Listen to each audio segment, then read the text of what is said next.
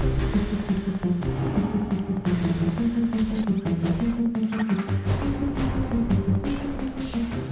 na halos ng masasakit na salita binato na sa kanya sa social media dahil sa pagtakbo niya sa Senado. Kulang ang kakayahan, ginamit lang ang pangalan ng pamilya, pati nga sarili niyang kulay, tinira-tira. Maraming mo sa inyo nagtatanong kung sino nga si Nancy Binay.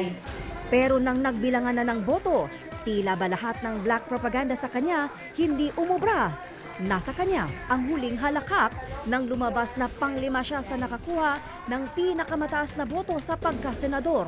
Maria Lourdes Nancy Binay, a senator-elect in the May 13, 2013 automated national and local elections. Nitong Biyernes, pinasyalan ko si Nancy sa kanyang bahay sa Makati. Hindi pa ba nagsisink in, ma'am? Parang surreal pa yung nangyayari sa akin ngayon. Talagang sobrang change of lifestyle for me. Parang trying to get used to it. Birthday ko last Sunday and I just turned 40. Di ba may kasabihan na life begins at 40. So feeling ko ngayon, parang it's a new chapter in my life. Itong nangyayari sa akin ngayon.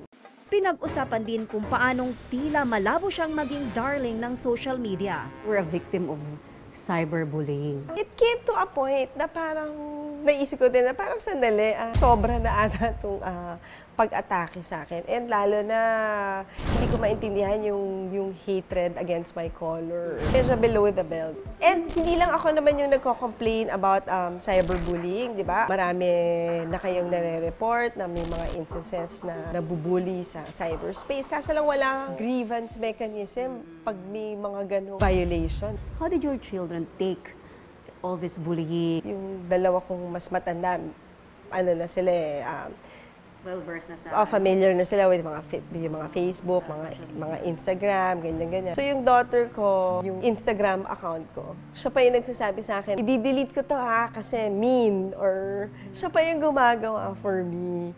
Nilinaw rin ni Nancy ang kanyang hindi pagsipot sa mga debate. Pero ma'am, eto tanong ko ng marami kasi kayo po ba medyo nasanay na sa ganong yung public discussion, debate? Dun sa public discussion, hindi masyado. Pero yung pag sa mga meetings. Ang sinasabi naman ng mga ibang political analysts, no, ito raw po ay preparasyon para sa presidential kumbaga candidacy ng yung tatay. Parang tinitest lang kung gaano kalawak or gaano yung click yung apelyidong Binay. To be honest with you, there was no intention na gawin yung pagtakbo ko as a test run for 2016. Kung may intention talaga na pang test run to, di dapat nung una pa lang. Yung dalawa pang anak niya, meron ng safe constituencies kumbaga. Now, in the case of Nancy, siya yung kumbaga pinaka-hindi kilala, no? But at the same time, may confidence si Vice President Binay dahil nga sa base of support ni Vice President Binay na nakita na natin noong 2010, no? So it's a good indicator kung gaano kalakas itong political support na pwede niyang magamit at mapaunlad pa sa susunod na 2016 election. Every Sunday, Ngayon, ginugugol na lang din daw muna ni Nancy ang kanyang mga nalalabing araw sa kanyang mga anak bago siya tuluyang sumabak sa Senado. How does it feel that your mom is a senator? it feels new. Na first time,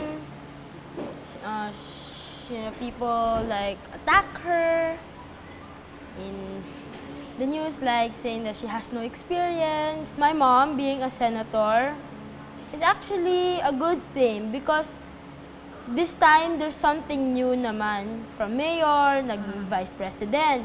So there has to be something in between. Kung manalo si Vice President Binay sa 2016, natural, lalakas yung posibilidad at patuloy siyang magiging political figure din. Dadalhin ni Vice President Binay, or assuming na manalo siya ng 2016, no? Yung buong angkan. Maliban na lang kung nagkaroon ng napakalaking skandalo